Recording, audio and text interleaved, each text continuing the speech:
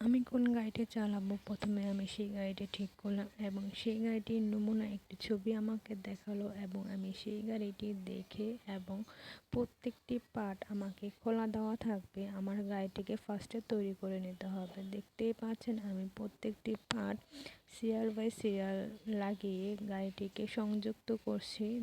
দেখুন আমি যেভাবে সংযুক্ত করছি আপনারাও এভাবে গাড়িটিকে প্রস্তুত করে নেবেন। গাড়িটি প্রস্তুত করে নেওয়ার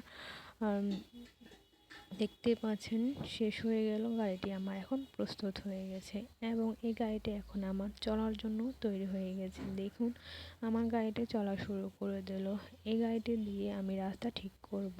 আমার 3টি জায়গা ঠিক করতে হবে। এই যে একটি জায়গা আমি এখন ঠিক করে দিলাম, আমার আর 2টি রাস্তা ঠিক করতে হবে। এভাবে আমি আবার চলা শুরু করে দিলাম।